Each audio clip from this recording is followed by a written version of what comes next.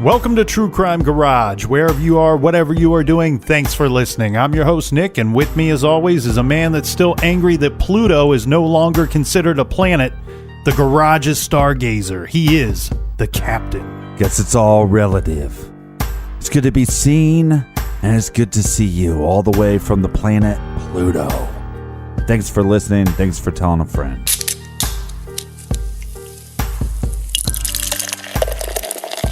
Today we are drinking Flannel Mouth by Blake's Hard Cider Company, garage grade 4 out of 5 bottle caps. Flannel Mouth is made from 100% Michigan grown apples, and you know, I love that. Mm-hmm. I love everything about this. And they got worms.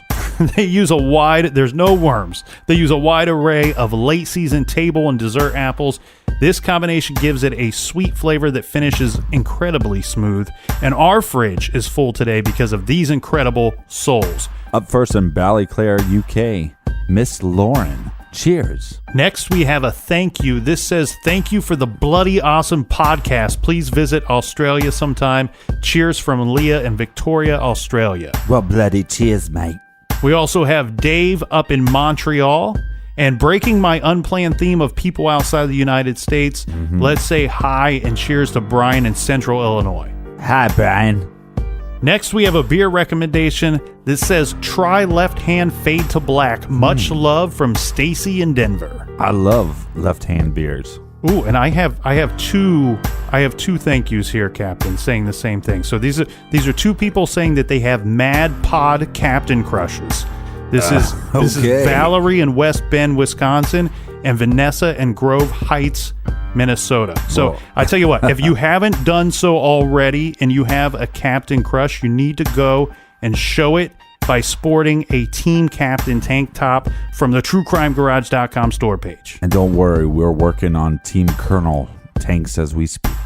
And last but not least, we send a big thank you to Chris in Bayonne, New Jersey. So thanks to everybody for filling up the fridge this week. And if you want to buy us around for next week's show, go to TrueCrimeGarage.com, click on the donate button. Yeah, and then for anything True Crime, check out TrueCrimeGarage.com. And we got the store there. We got a bunch of t-shirts for sale. We got the old episodes. We got the bonus episodes, the Brick of Family Murder episode. If you haven't listened to it and you need something to listen to during the holiday, a bunch of podcasters, they take breaks. We didn't know we're allowed to take breaks, so we didn't take one. Happy 4th of July, everybody. All right, everybody, gather around, grab a chair, grab a patriotic beer, one of those good old American beers, and let's talk some true crime.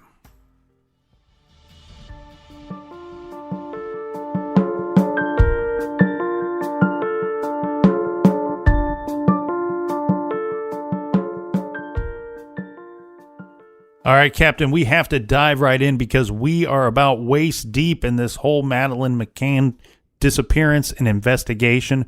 We already covered a lot of stuff yesterday and still a ton more to get to. Today, we want to start looking at items and does it point towards guilt or innocence, and of who? Specifically, the McCann family. So what we'll do is we'll start the day that she went missing, or the night she went missing, May 3rd. Correct. So we have the timeline. We discussed the timeline yesterday, but there's some things to look at inside of this timeline. First of all, the number of times that the persons involved being questioned seemed a little light to me, Captain. It seemed like, that they didn't sit down with these key players to produce this timeline. Wasn't until 7 days later. Yeah, so on May 3rd, they kind of got a rough idea of what happened, but I don't know if they actually jotted down these notes or not. They also talked to some of the individuals that worked at the hotel, but again, they were more focused on the search, which, makes sense at the time. Again, I think investigators should have looked at this as the worst case scenario. And also, when you're showing up to a scene and the mother is saying, hey, the window was open, somebody took my daughter, make that a crime scene. They didn't do that. So there's some inconsistencies here. Now, they didn't get the Tapas 9's statements till about 7 days later. So that's a flaw in the investigation. But some of the stuff with the Tapas 9's stories don't line up with each other. Correct. And some of that could be chalked up to, well, it was 7 days later, and he just went through this whirlwind 48 hours of nonstop searching for this little girl. One big problem that we have with the timeline itself is that it doesn't actually line up with what is information given to them by employees and staff at the resort itself. Right. There seems to be a discrepancy that could go, about 30 minutes. What do you think about that? Just jumping off the page there before we get into the timeline itself. The discrepancy between the resort staff and the Tapas 9. Again, I believe that, you look for the girl. You do a search. But as you're looking for the girl, you're possibly looking for somebody that took the girl. Mm-hmm. So I get that. But they should have locked down that scene for sure. But as far as like the stories lining up, I don't know if it points to a guilty or innocent as far as the McCanns go. So to me, it's like just a moot point. It's bad investigation. I can't go back and fix it. We can, these individuals were only questioned one time. Right. This case has gone on for 10 years. They could have been questioned more often to see if maybe they remembered something differently. So as far as the story's not lining up with the resort or with themselves, I don't think it points to innocence nor guilt. The thing here is, I don't want to sound like we're laying it on the investigators too heavy. No. Because, the problem is when you walk into a situation like this, you can't go, okay, time out and freeze time and take a look at everything and cover all your bases. No, everything is still happening around you. If in fact, but what you could do is lock down that scene. Yeah, correct. And if in fact she's been abducted, well, she could be potentially getting further and further away from you and that scene just within minutes and hours of your presence. Correct. Okay, so the other issue we have here is, and I'm going to point to something that we talked about last week when we covered the fifth nail. Mm-hmm. One thing that I was really impressed with was the way that they handled that investigation. And the thing that impressed me the most was we had several investigators coming out and saying, you know what, we're looking into something that there's no profile for. We've never showed up to a home before and seen a family taken out. And then we have abducted people from that same scene. We've never seen this before. We don't know how to react to this. Right. And that's what you're doing in the early stages of an investigation. You're ultimately reacting to the scene that you are finding and what you're finding within that scene.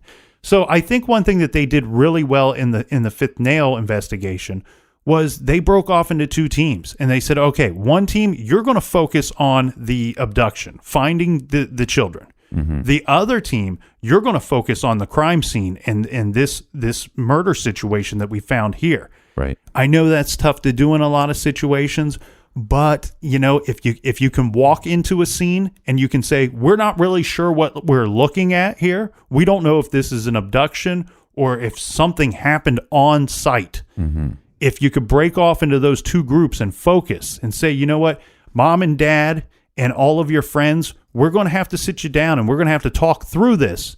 While don't worry. We are not stopping you from finding your children.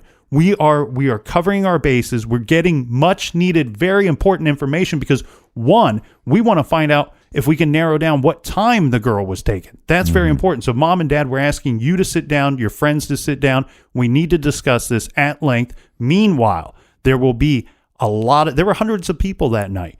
There will be people out there looking for Madeleine while we cover this process. And a lot of the reports were stating one of the things that makes them look guilty is that they were just kind of around apartment 5A. Mm-hmm. And they weren't actually looking themselves. But again, they called in authorities, right? They didn't, it wasn't like that the resort had to call in authorities. They asked for the authorities to be there. Correct. And so does that point to them being guilty or innocent? Neither, because they might have just been doing what the authorities told them to do. I think it points to their innocence in the fact that they did call for authorities. And then when those authorities showed up and things didn't seem to make sense, because the mother stated right away, look, this girl was abducted. And when they started saying, well, it's possible that she ran off, she's going, look, there's an open window. There's evidence that points to that she was abducted.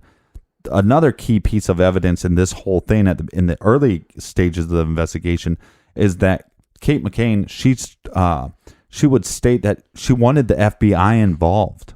Mm-hmm. She wanted higher authorities because this town wasn't known to have a big law enforcement presence. And so she wanted higher ups to come in and help. Now, if you're guilty, why would you want that?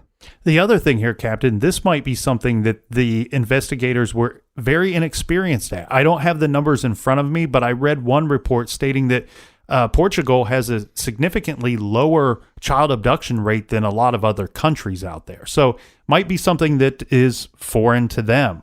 So let's take a look at the timeline real quick. Is there anything that jumps off of the page immediately? The first thing that I look at here is we have the kids' quote unquote daycare center where you can take the kids to be dropped off. They can be watched by there's nannies at the resort. Right. Now, so our first question about the McCann's behavior would be, well, if you're going out to dinner, why not take your kids to this center to be watched by nannies, by professional people, and they can be picked up after? I think most people that look into this case all pretty much agreed that what they did was, some form of neglect and some form of bad parenting. Yes. I can kind of understand it, and we differ from this because I've seen video footage where the McCanns are sitting at the bar at the tapas, and they take a video footage and they zoom in, and they can see their sliding glass door from where they're sitting. So would that make you feel a little bit more comfortable? Yeah, but there's street access to that sliding glass door that you're leaving unlocked, and possibly the front door is possibly unlocked as well. So, it's definitely a form of neglect. Well, and what the captain means by he and I differ on something, it's about we disagree on whether the McCanns could see the back patio to their apartment or not. Now, I want to throw this out there this is actually, I'm going to defend the captain, not myself, even though we disagree. I watched some video footage that was presented, as well as some photographs taken from an area of that tapas restaurant. Right. Now, I was told by the person conducting the video, as well as the person that released these photographs, that he was or they were positioned about where the McCanns were. From his position, you could not see their patio. You could see the top of their apartment, but this is how I'm defending the captain. Once I saw the photograph and a video thing, I didn't look any further. Right. So there could be other angles out there. There could be other evidence to go against what I'm saying here. But what I found, the limited amount, the small sample size that I saw, you couldn't see that area. Regarding the daycare itself, Captain, you mentioned that it was about $15 an hour. Maybe they were being cheap. Kind of the way I lean here, and I agree with you. I 100% that there's negligence on the part of the McCanns. Right. The thing here is, I question, did that daycare, did it close at like 9 p.m. and this would be after not a desirable time to return home? The other thought here is a lot of parents are big about keeping very small kids on a certain schedule, and they don't like to stray from that schedule too much. I wonder if it's because it's past their bedtime. They thought they could just simply put the kids to bed and come in and check on them from time to time. Right. A lot of that is neither here nor there because, we can't go back and change that. But the fact of the matter is, as far as behavior goes, there's nobody in the resorts that ever said that Jerry or Kate McCann were acting strange in any way, nor did they say any of the Tapas 9 were acting strange. Mm-hmm. Now we also have the situation of the last photograph taken of Madeleine. This being where the parents say that the picture was taken at almost 2:30 p.m. Mm-hmm. The clock on the camera reads about 1:30 p.m. and the McCanns simply later state that the clock is off on the camera by 1 hour. Do you find any suspicious behavior here or anything that points towards this would showing some sign of guilt? I think it's one of those points that people bring up in this case, like it's a big deal. Because we were talking about this earlier. It's kind of like the Brandon Lawson case. You feel like if you can solve one line, that maybe you can solve the whole case. Right. And I think any big case like this, John Benet Ramsey, Casey Anthony, there becomes these minute details. And if you can solve that, then you can solve the whole thing.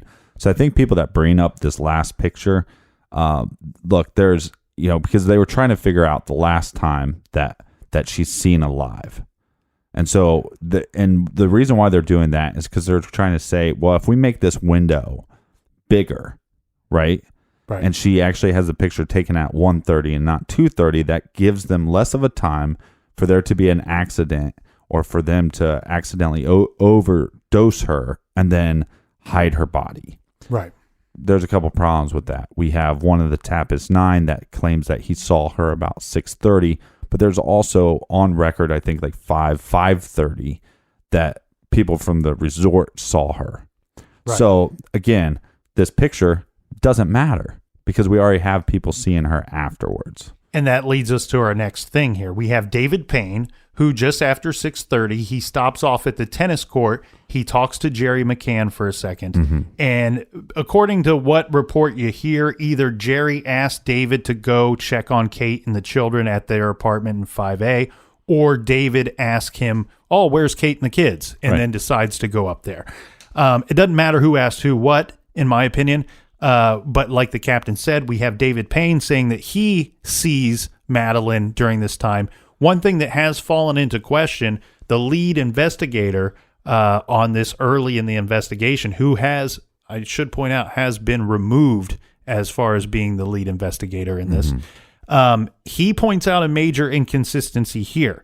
He states that he has some reports from the Tapas 9 stating that David Payne was at the McCann apartment for close to 30 minutes, where you have Kate McCann stating he was there for more like 30 seconds or 1 minute. He's there for a very brief time period. Again, a lot of these details that they're asking him about come 7 days later after 48 hours of crazy, is that even a word?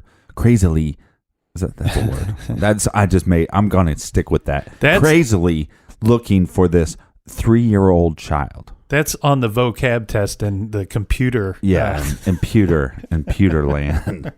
Sorry about that, but the thing here is, it's 4th of July. We're a little loose. Sorry. I think to me, this does matter because after this guy leaves, after David Payne leaves, well, we only have the McCanns after that saying that Madeleine's okay and that she's at the apartment. So to me, this 30 seconds to 30 minutes does matter. The problem I have here is why can't you just tell me that, there should be a way to figure this out. If you have multiple people saying one story is true compared to the other, then you would likely believe that story A is more believable because you have other accounts of that same. Well, again, okay, here's why it doesn't matter that much. One, you should question him again, but they didn't. They should have questioned him multiple times. They should have questioned him that night. They should question him the next day. They should have 7 days of stories. Mm-hmm. And then, look, some of that stuff is going to change. But all that changes, the time window is by 30 minutes. So it either goes from maybe 4 hours to 3 hours. I know I just said 30 minutes, but it doesn't change it that much. I mean, we're talking about maybe he sees them at 6:30, maybe he stays till 7. So then the police are called about 10 o'clock. Right. So you got a 3 hour window that something happened, and then you're going to have to hide this body. Now, mind you, that at 6:30 when he's talking with Jerry McCann, he has an hour-long tennis lesson. So he's not even getting back to the room for another hour.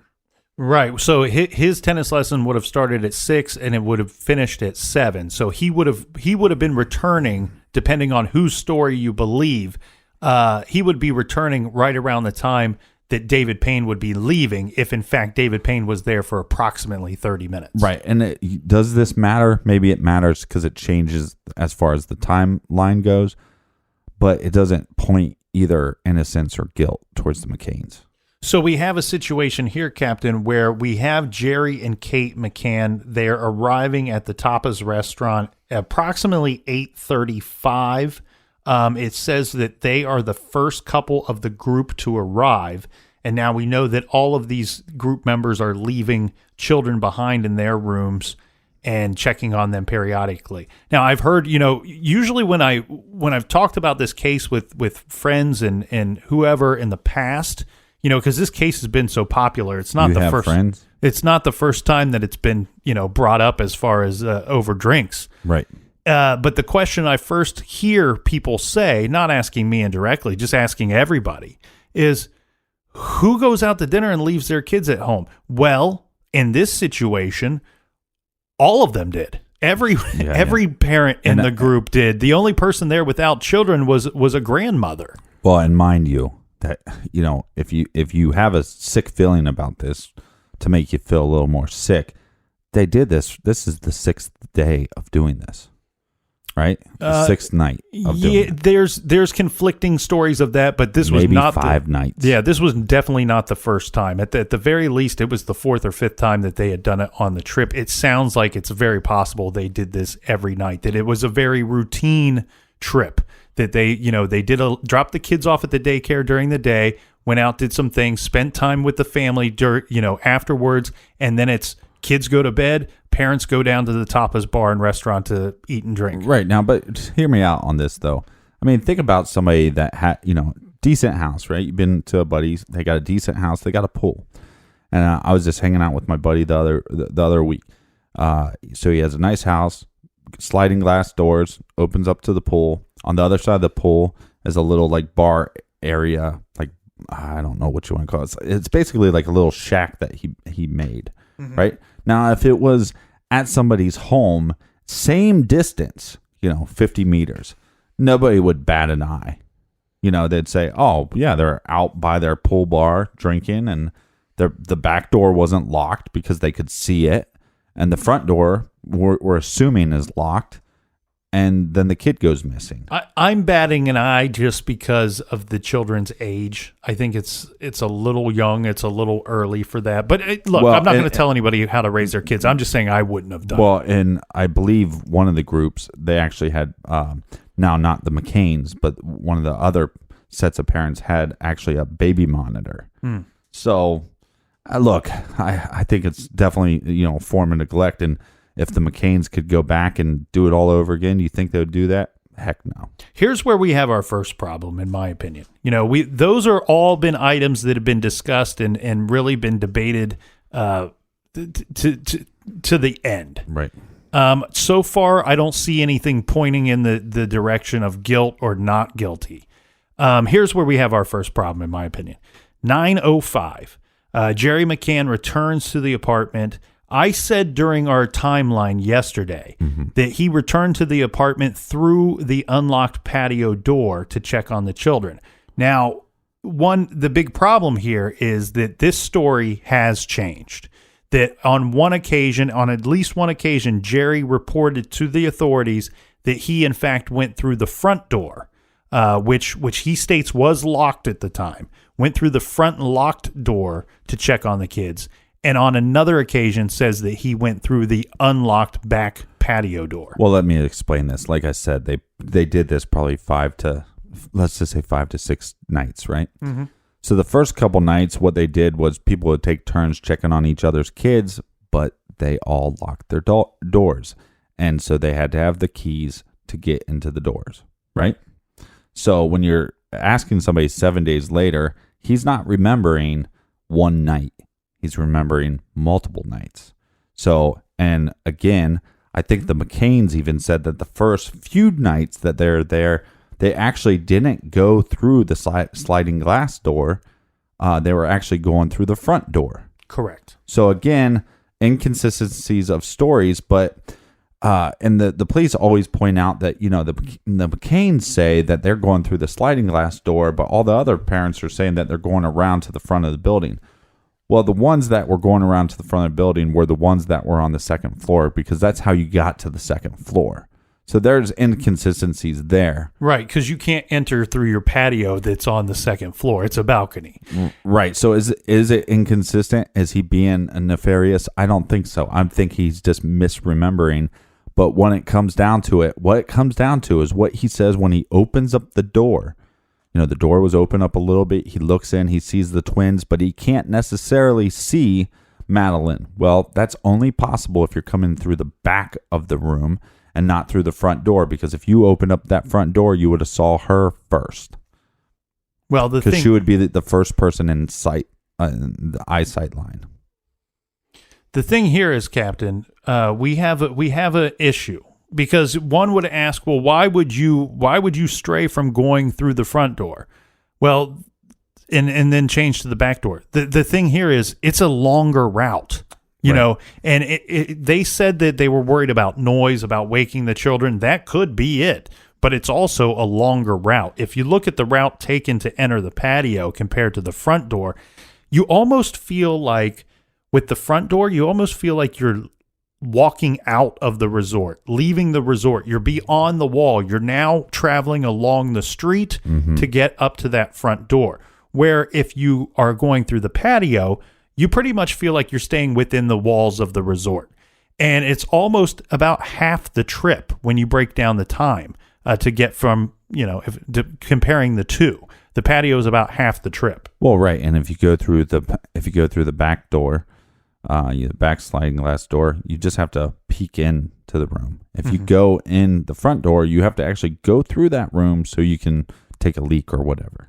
Jerry says that when he's in there, he sees that the door is now open quite a bit more than what he thought that they had left it when they went to dinner. The other thing here, too, is he would later report, that he believed that he felt some kind of presence. Looking back, he says he felt some kind of presence in the apartment. I believe he did. Yeah. The thing here is, well, what about the window? And I know we kind of come to that at the end of their timeline, but this is something we should keep an eye on and monitor as we go through the timeline, right? Because right now, Jerry's not reporting the window being open. Right. Right now, Jerry's not reporting that the door to the bedroom blows shut because he created some kind of draft, depending on which way he entered the apartment. Okay, well, the window to the wall. Let's get into the window right after this quick beer break.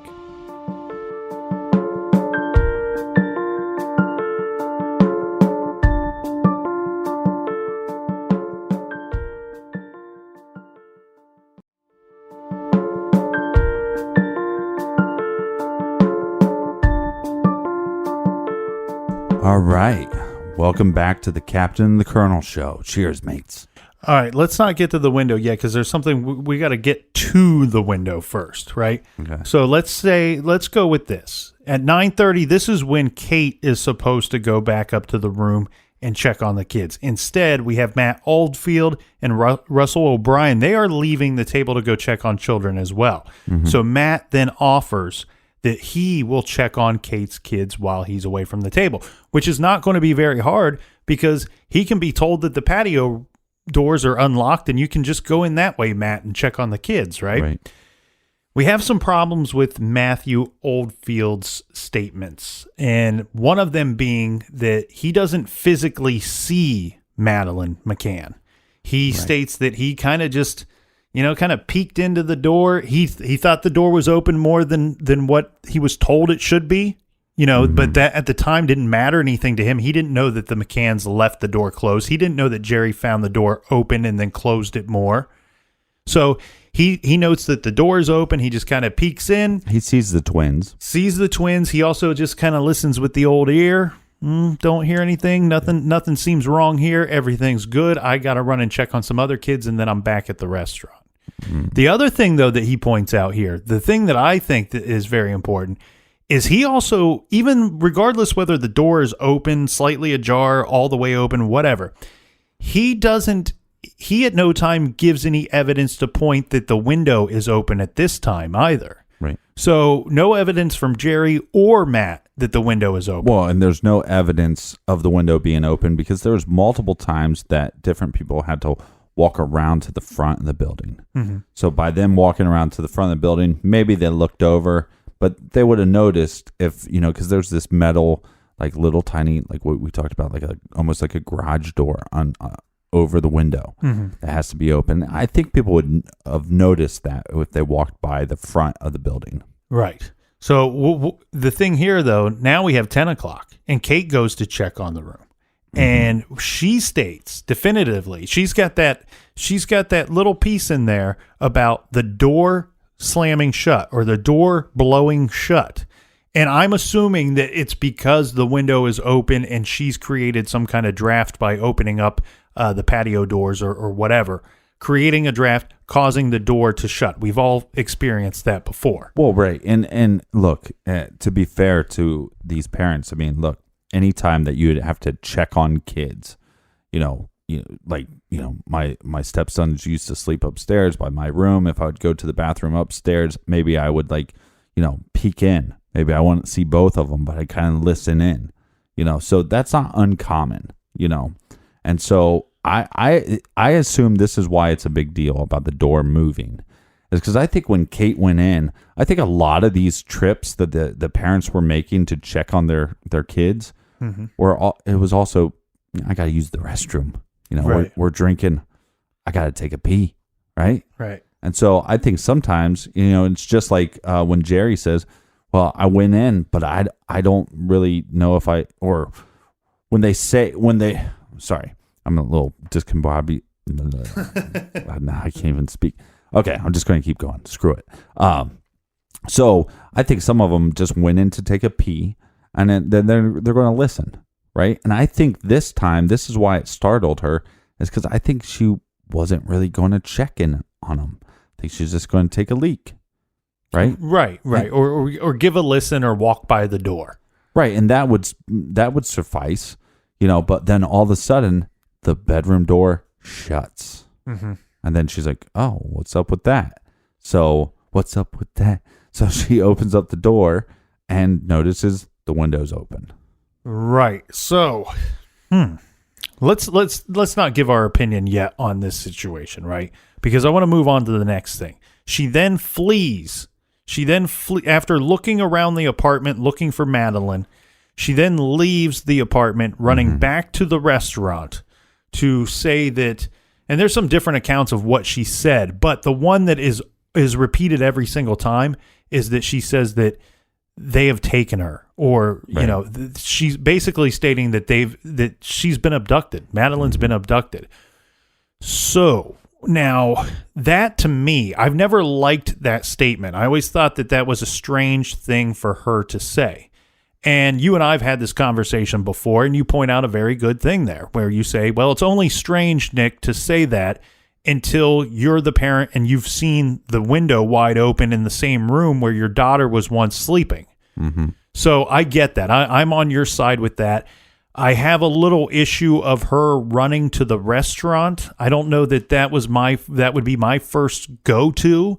But again, I've never been in this situation. I don't know how I would react. One thing that I don't like as well is it seems that she left the smaller children alone in the apartment, right, to go to the restaurant to report what she believes she found. Right. Again, though, we're talking about a pretty small distance, Mm-hmm. One could argue that she could have actually stayed on, the balcony and just yelled. Yeah, she could have shouted it from the patio, and you would think you could hear it from there. Mm-hmm. And also, they had cell phones, so they could have called or text. I think that would have been, if I could put myself in that situation, if I had to be in that situation. Now, I have the benefit of sitting here and thinking about it.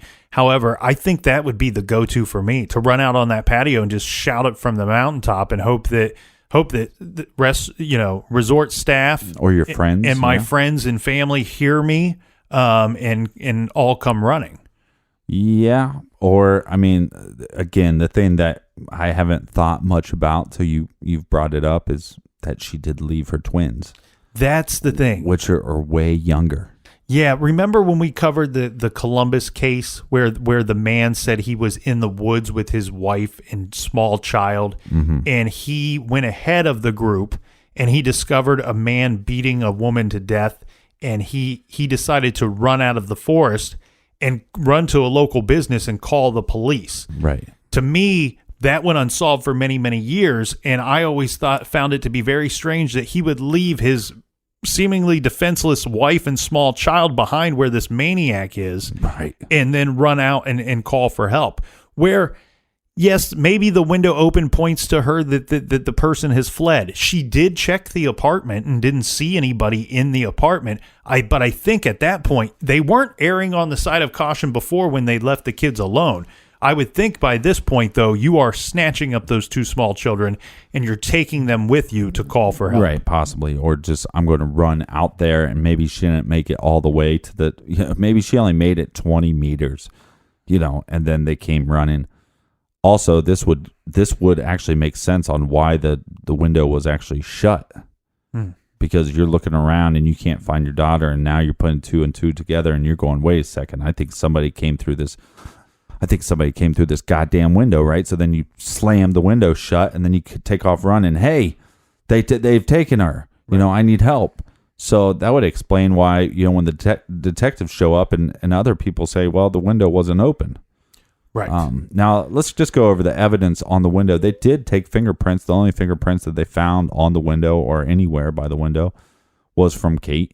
Right. Again, would make sense because she was in that room. She was in that apartment 5A for 7 or 6 days at that point. I don't think they even took forensic stuff or fingerprints for a long time afterwards. So, which is odd. Another fail by the investigation. Well, the thing here is, Captain, let's discuss this window, because it's been said that the window could not be.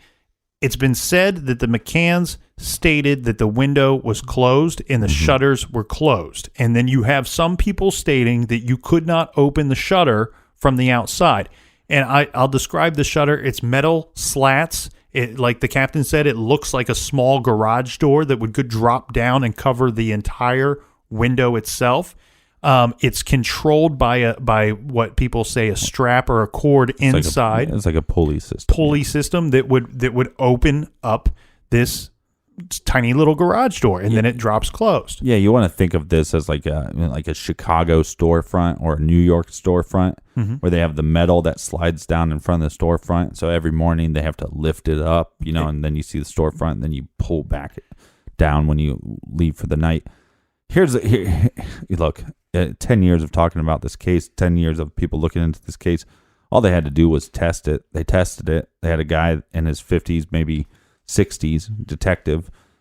All you have to do is go up, put a little bit of pressure on it, and it lifts up a little bit. And that allows you enough to open up the window, and then you put your hand through and pull on the pulley, and it goes up. Look, yeah, but I've seen it on video. But for this to work, a couple things have to happen. When I first looked at that window and looked at the shutter, I was very impressed, because I'm like, okay, this is not just a shutter to keep the lights out. This is a shutter. It's a security shutter. It's a security issue. So the thing here is, when I first looked at it, I thought, you know what? That to me appears to be a shutter that I believe you could open it from the outside just by appearance, not even having seen that test conducted. Right. My next thought was that if I were to force that shutter open, that I would cause significant damage to it or a good deal of noise. That test that you showed me, it appears that they didn't have to create damage to the shutter, and it didn't seem to create much noise at all. No more than it would if it was normally going up or normally going closed. The issue here, though, is to get your hand inside the window, then the window needs to be unlocked, correct? The latch lock would have to be unlocked for one to get their hand in to pull the thing the remainder of the way up. Yeah, but I think this goes out to the investigation. They didn't test this stuff early enough. They didn't ask the right questions about this window enough. I mean, I don't know if the McCanns had this window open up earlier or not. Right, and that's the thing. That's the thing they were asked from the get-go. Was this window closed and was it locked? And the McCanns said, you know what, we can't state for sure. We can say that it was closed, but we can't say definitely that it was locked. And second of all, when they interviewed the staff, the resort staff, the cleaning crew said, it's not uncommon for us to come into an apartment and open up the windows while we're cleaning and then close them before we leave. Therefore, the McCanns could have never even operated the window, and it was left unlocked by somebody that stayed there previously or the resort staff. I think I swallowed a bug. Yeah, and we know that this security system didn't work too well, anyways, because these little garage doors, if you will, are not on the windows anymore.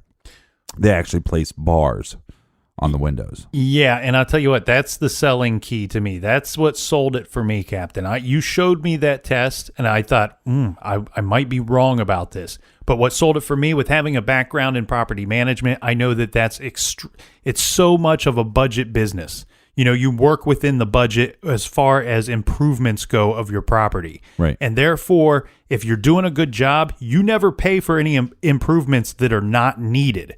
So by the resort placing bars over this window, that tells me that the people that own the property, that run the property and operate it, they believe that you can open up those shutters and those windows from the outside. And I just think with all, like I said, all the evidence and the little tiny details of her stating that the door's shut, which, you know, you'd think that her coming in the back door would create some kind of vacuum or something, or some kind of current to make the door shut. So with those little details, to me, that points to them being innocent and that this was an abduction. Yeah, I'm with you. The things regarding the window points to stranger abduction to me. But I'm going to back that up by saying that Kate's behavior during that period points to them being guilty. Strange. I find her behavior to be strange. So by this point, up until 10 o'clock, kid was just abducted. I understand that, but up until 10 o'clock, I have nothing pointing me in the direction of guilty or not guilty. Now we're sitting here at 10 o'clock, 10:30, and I've got one strike for guilty and one for not guilty. It seems like with all these big cases, you know, in the true crime world, there's always like one little thing about each case. Mm-hmm. You know, like you take West Memphis 3, for example. I have a hard time getting around the fact that there's an eyewitness that says Damien Eccles and his girlfriend were coming out of the woods that night. Hard time getting around that. Mm-hmm. Doesn't mean that I think he's guilty, but I have a hard time getting around that. Now, with this case, we got these cadaver dogs. We got these blood sniffing dogs.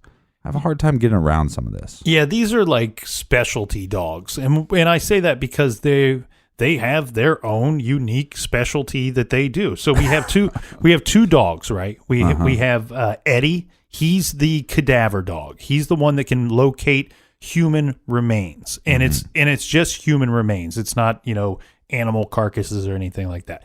Then we have Keela. She's the blood dog, and the way that I've heard it described and read it in reports is that she can detect the smallest amount of blood in different locations. Now, how do these two dogs? Not only do they have their specialties that they're good at, right, but they also have an extremely good track record. And I think it's something like over 200 cases where these dogs have been right. Well, how do they prove that the dog is right? Well, the dog, whether it be the cadaver dog or the blood dog, hits and alerts the handler that there's a cadaver or blood there. Later, even if they can't see the blood, they can test for it and they can find traces of blood there, thus backing up that these dogs have a good track record. Right, but that's also like saying, LeBron James is the best because he's won 200 basketball games. Well, how many did he lose? You know what I mean? Right. Nobody's perfect. But nobody's even stating how many they've been wrong on. That's true. I can't find anywhere. But so here's what happens is a long time afterwards, over 70 days, right? Yeah, so this would be in July. And remember, she went missing in early May. Mm-hmm. And so they bring in these dogs, and they're going to go through apartment 5A. Yeah. And amongst other places, they're going to venture down to the beach and throughout the resort. But the troubles for the McCanns start in the apartment. Yeah, because what happens here is, and you can watch these videotapes yourself on YouTube, but every now and then it seems like the dog handler makes like a little, arm motion, and then the dogs start barking about something, and the dogs end up barking in the family room, by the couch, right, and then somewhere in the bedroom. Well, let me describe these two dogs for you, because not only do they have their specific job duties, but they have different ways of alerting. So the way that I understand it, Eddie, remember he's the cadaver dog. He is trained to only bark when he believes he's detecting a cadaver, human remains. But he will get to a spot that he thinks that he's detecting that, and he's just going to go bark. But he's going to rap, rap, rap, rap, rap.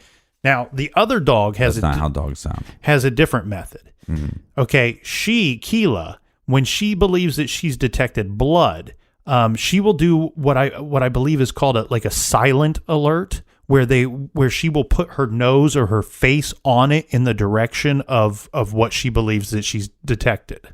So we have two different behaviors by these dogs. Now, I will say I watched the video footage from this, and I was I was a little confused. I didn't notice the handler, the strange movements by the handler. Like you said, there's people that shoots his arm out. There's people that are saying that the handler was directing the dogs to behave a certain way.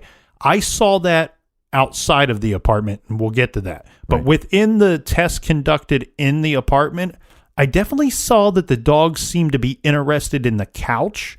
Uh-huh. They were also claimed that they were interested in a stuffed animal of Madeleine's, that they were interested in some clothing, this belonging to Kate.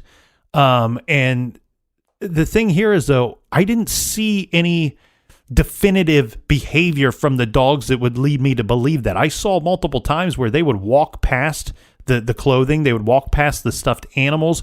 The dogs were, other than the couch, seemed to be behaving strangely.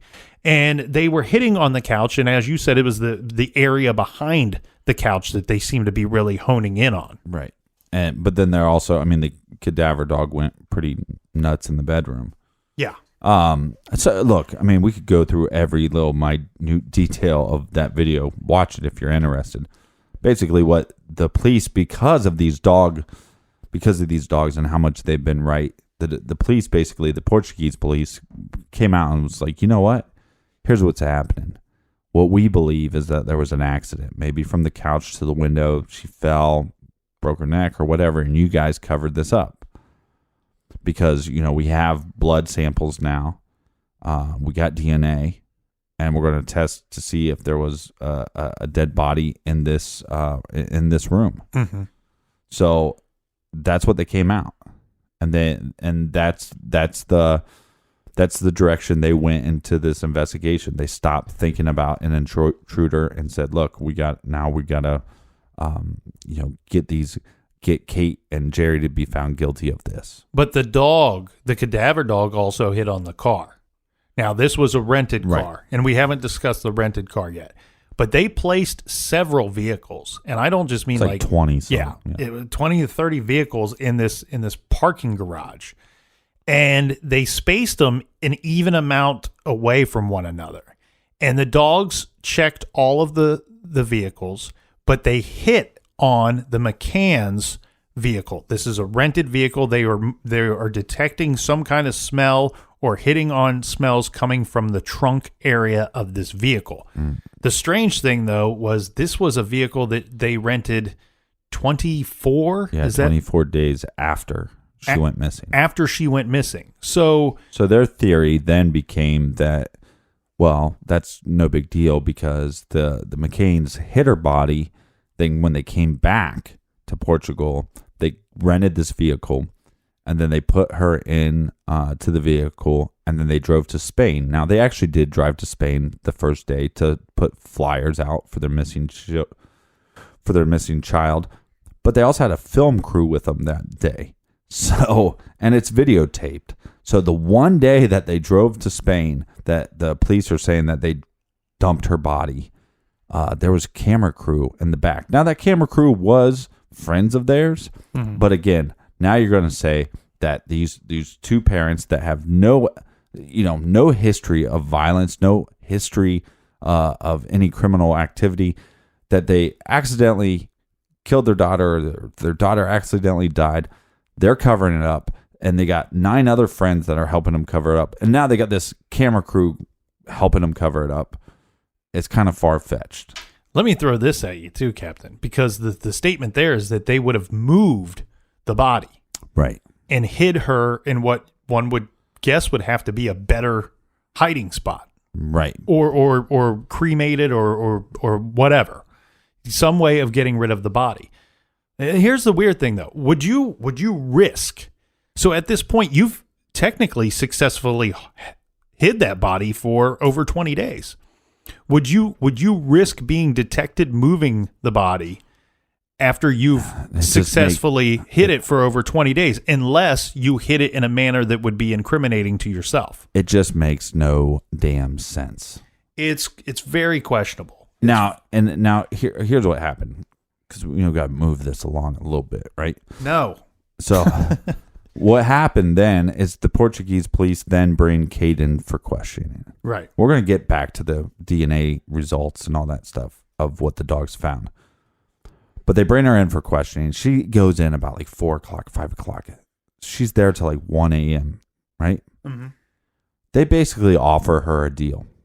And the deal is, we think, we lay it out. We think that it was an accidental death. We think you guys covered it up. We think that you were involved. We think that your husband was involved. Maybe somebody else, but we're just going to pin it on you two. But we understand that you have young twins. We understand that your husband is a physician. He makes a bunch of money. So what we'll do is we'll just charge you with it. And we're going to give you a plea deal for 2 years. You got to spend 2 years in jail. Now, all I'm saying is you're offered 2 years. You probably feel guilty anyways. And why would you do this? Why would you cover up your daughter's death? I don't know. But if you did, well, this is a pretty easy way out, right? It's a very good deal for what you're being accused of. It's an amazing deal. And she didn't take it. To me, that's a sign of her being innocent. Mm-hmm. And that's a sign of the husband being innocent. Now let's get back to these DNA results. Yes. So this is a tricky item for me, Captain, because what I'm seeing here is that they cannot rule out that the DNA in the blood, they cannot rule out that it's not Madeleine's, but they cannot rule that it is hers. Right. Out of 19 markers, which is very low. Normally, DNA tests have more markers than this. For whatever reason, this test only has 19 markers. Now, I would actually argue that there's a chance that they have more markers. Mm-hmm. And that so only 15 of the 19 markers matched. So that doesn't rule out that it couldn't be Jerry's blood or it could be Kate's blood either. Right. Because they make up the DNA of their daughter as well. But it also sounds like they couldn't rule out maybe even a stranger in this situation. We can not say that it's hers. We cannot say that it's not hers. Right. But then there was arguments too that they feel like some of the blood samples were of a male. Right. And obviously she's a 3-year-old girl. So these tests are so weird to me. And I wish I looked for more stuff. I couldn't find. Well, what I was interested too, and I was hearing on some other show where they were talking about that there was definitive proof that there was a dead body in apartment 5A. Well, definitive proof other than what? The dogs? Right. That's my problem. And that seems like a bold statement to make when you're hearing this information secondhand and all you have is a dog that. And like I said, the behavior of those dogs, I'm not a handler. I don't understand it. But the behavior didn't make any sense to me. I didn't see a dog going directly up to an item and staying on that item. Right. Yeah. So, and who knows? But at the end of the day, the only thing I could find that, showed proof that there might have been a dead body in apartment 5A would have been the dog's reactions. But as far as like some test goes, I haven't seen it.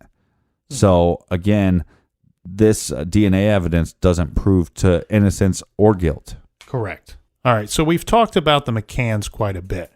Now, we also didn't fully clear the potential situation of a stranger abduction, right? We talked about that a lot, but let's get back into that because as of recent, there's been some more developments as far as that being a likely possibility. Mm-hmm. The first is being a man by the name of David Reed. Who is he? Well, he's a convicted British sex offender. He moved to the area to where Madeleine McCann went missing in 2004. This was after being released from prison for sexually abusing young girls. Mm-hmm. He was living approximately 30 miles from where Madeleine was staying with her family, this in 2007. The other thing that the authorities are looking at is a certain behavior that was going on. So from 2004 to 2006, we're going to have to extend this area out. I'm going to say in the area, but we're talking about a large area here. Right. Okay. 30, 40 miles. Yeah. So there's 12 break-ins, and these are all break-ins to people staying there on vacation. During these break-ins, whomever is doing this, they are sexually assaulting girls that are of the ages between 7 and 12. Mm-hmm. Now, I want to be clear here. David Reed is a suspect in at least one of those break-ins, maybe a suspect in all 12 break-ins. We're discussing an area that is so large, in fact, that authorities, it took them years to realize that there's a potential that these are actually linked together. Right. Now, as far as this investigation goes, yes, that behavior would fall into somebody that might go into the apartment and abduct Madeleine McCann. That certainly follows that behavior. People breaking into different vacation homes. Right. The problem here, though, Captain, is in those 12 incidences that we have, the authorities are stating that they have 38 persons of interest in those cases. And he's just only one of them, one of 38. Well, and also David Reed is deceased. Yeah, he passed away in 2013. And they believe that he moved there in 2004 because at the time Portugal had no sex offender registry. Yes, and also a couple other things is not only was he maybe involved in these break-ins and these sexual attacks, but there was also some other claims once he started becoming known in the community and people started saying, hey, you got to look into this guy. Some girls came forward and made some claims. Now, those charges were never pressed, so technically innocent until proven guilty. But this guy was traveling, like he would sing and play guitar in bands. Yep. I know of at least one confirmed where because of these attacks, he was attacked himself while he was playing. Oh, really? Like they went, we know what this guy is. He's a pedophile. He's committed crimes. He has some allegations against him. He might be creating more crimes, and they pummeled him right in front of everybody. So, does he match any of the descriptions? Pseudo. Right, but as we mentioned, there's a lot of people that would match some of those descriptions, and I actually, in my opinion, he's not as close as some of the he's not as close as Jerry McCann, in my opinion. Very true. But yeah, he vaguely matches the description. Yeah. So one of the other theories about this was not that it was an abduction, but it was actually a burglary that went bad. Yeah. So this has come about just in the last year and a half, where Scotland Yard, they're saying that they are looking for possible links to burglaries and bogus charity collectors in the area at the time. They have released 2 of these e-fit images of Portuguese men that they would like to identify. There were 4 separate sightings of charity collectors on the afternoon of May 3rd at Praia de Luz, where she was taken from. One man approached a property near the Ocean Club at about 4 p.m. in that afternoon. Police say there was also a very large increase in the number of burglaries in the area between January and May back in 2007. And one possible scenario, like the captain pointed out, was that Madeleine, not assuming that nobody would be in this apartment, that it was going to be broken into, they were going to steal valuables, and that Madeleine had disturbed a burglar. Right, but you're going in to grab a TV and, oops, I got a kid. Oh, come on, give me a break. This is the dumbest idea this is dumber than most of my ideas. I do want to stay on this for a minute. So these collectors, these charity, quote unquote, charity collectors that they're looking for, how did this come about? Why did they stand out so much? Well, these were people that were walking around and collecting money for different organizations. But one thing that they were collecting for was orphanages. Mm-hmm. And how did they know that these are fake charity collectors? Because when they would engage in conversation with these people that they're trying to get money from, they would say, oh, I'm collecting for this orphanage in this city. Well, the police are like, that's your report to me? Are you sure that's what he said? Because there's no orphanage in that city. Right. So they learned that these are con artists, and they don't know. They believe that there's a link between these fake charity guys and the increase in the burglaries in the area at the time. Yeah, because the idea would be, well, let's go in with the charity, and even if we don't get any money, that we get information.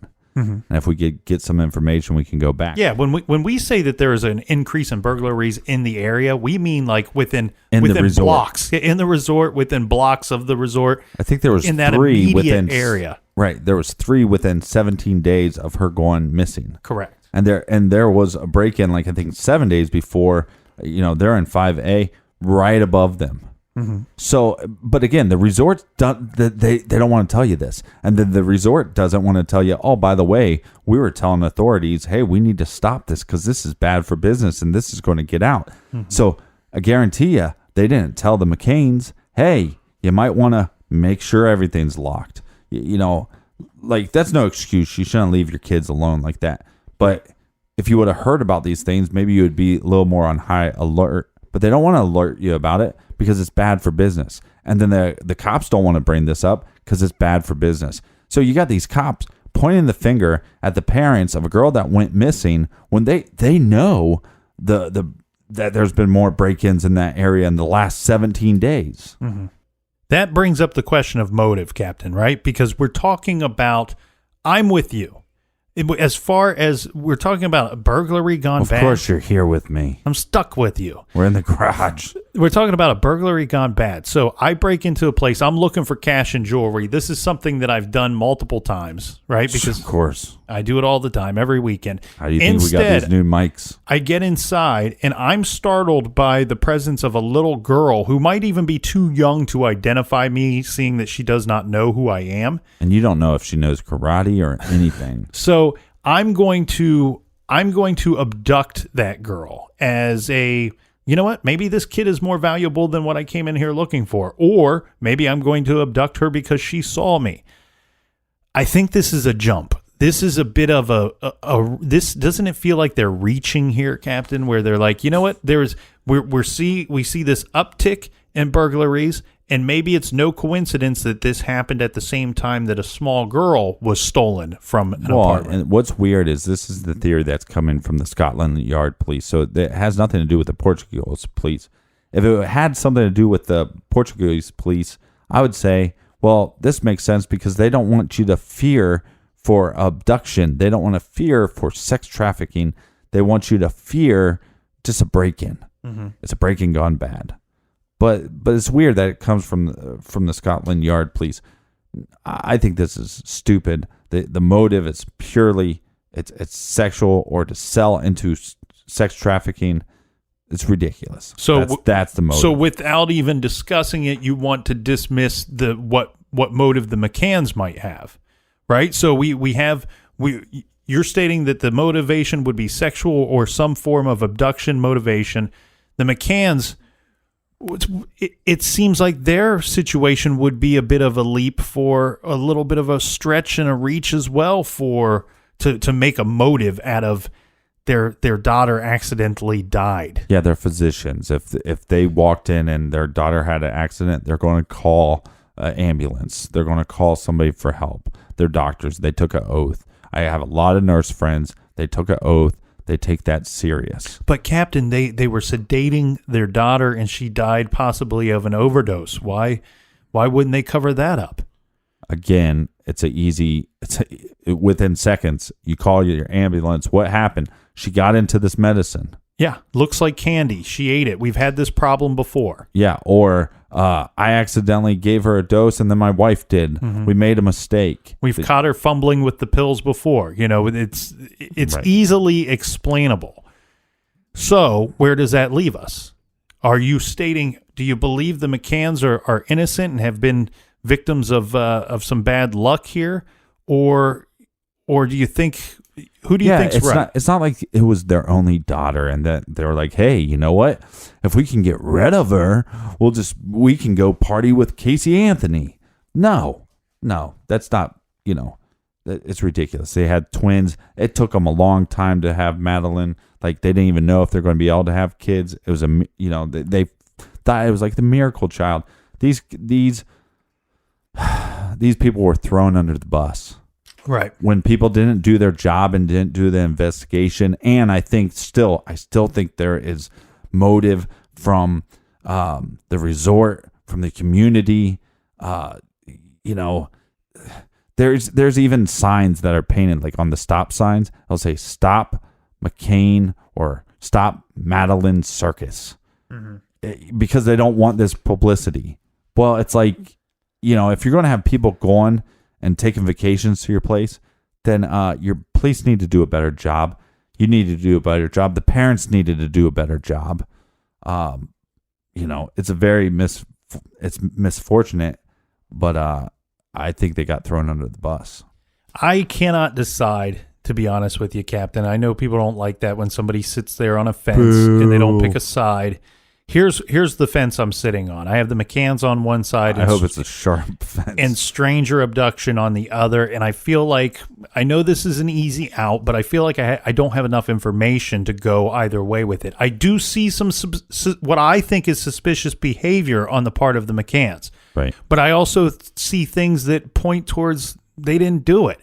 Therein lies the problem. The window for me is key. If that window was open, if we found somebody else's fingerprints on that window, I would say I would never look at the McCanns again.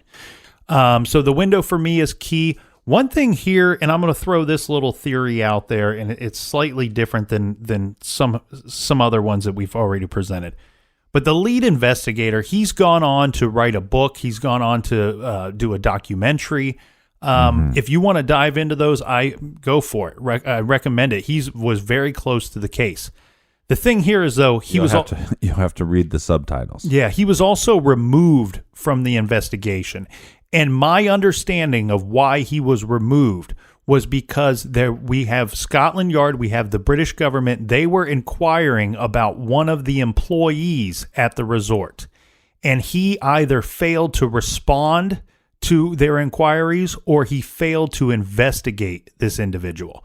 Now, the reason why I like this theory is that the employee, remember I said for me, the window is key. And when I first saw that window, somebody that has a knowledge of the way buildings work and a knowledge of security, that window appeared to me that I would have to do great amount of damage to it to get the shutter open. However, an employee there might know that that's not the case, that you could jimmy that shutter open, and most of the time these windows are unlocked, and I'm going to break in there and I'm going to take something that I want. So I throw that out there to everyone. And at the time you didn't have to be a registered sex offender, so you could get that job. Correct. So that's one thing that I would love to know more about. Unfortunately, I think that, is this case solvable? I think with the evidence that we have and the information that we currently have, no, I don't think it's currently solvable. What will help solve this is if somebody comes forward with information that we don't have, or unfortunately, if they find Madeleine, her remains. If they find her remains, there's a possibility she could be alive out there somewhere.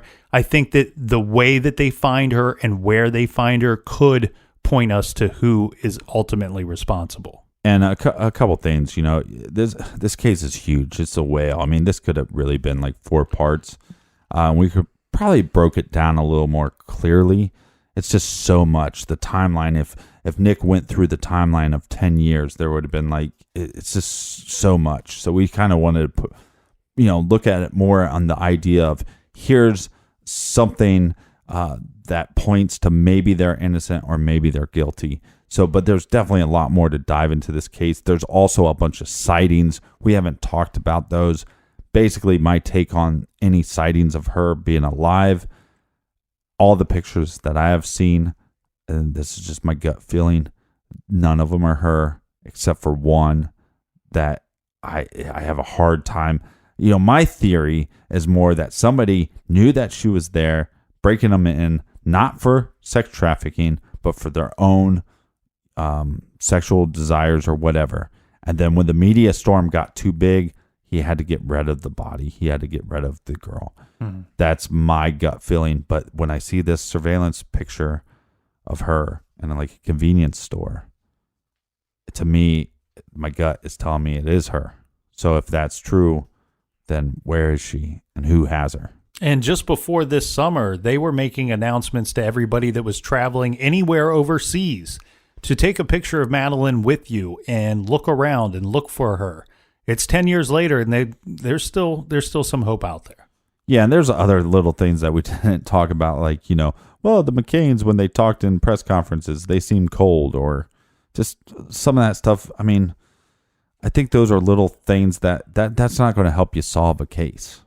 Maybe it puts a little sand on the mountain, but you really need to get to the meat and the potatoes. Well, this was certainly a heavily requested case, and I want to thank everybody for requesting it. Well, it actually was our number one requested show in the last couple months, really. Mm-hmm. So I don't know. It's kind of weird how the world works. Like, I don't know if it's like we're all connected with this weird energy, but man, it's like every other day I'd get one. Madeleine McCann. I'm like, where's this coming from? This is a 10-year-old case. How about a little recommended reading here, Captain? About a week or two ago, I watched a great movie. I watched a movie called Split by M. Night Shyamalan. I'm not going to tell you too much about it because, we don't want to be the podcast that gives away movies. Yeah, it's only like a year old. Yeah, but I watched it a couple weeks ago, and it was brilliant. But it reminded me of a true crime story that I'd read years ago. And I found out that M. Night actually used quite a bit of this book for his research when he was writing the movie Split. So today we're going to recommend The Minds of Billy Milligan by Daniel Keyes. Now, this is about a case that took place in Columbus, Ohio, way back in the day. And Billy Milligan, he was a man tormented by 24 distinct personalities battling for supremacy over his body. A battle that culminated when he woke up in jail, arrested for the kidnap and rape of 3 women. In a landmark trial, Billy was acquitted of his crimes by reason of insanity. This is one of the most interesting cases out there. I recommend picking up The Minds of Billy Milligan by Daniel Keyes. And you can do that by going to truecrimegarage.com and click on our recommended page. And if you'd like to follow us on social media, do so. Instagram, Snapchat, Facebook, all that stuff. At True Crime Garage. We hope everybody had a good 4th of July. If you're on vacation this week, be good. Have a great vacation. Until next week, be good, be kind, and don't limit.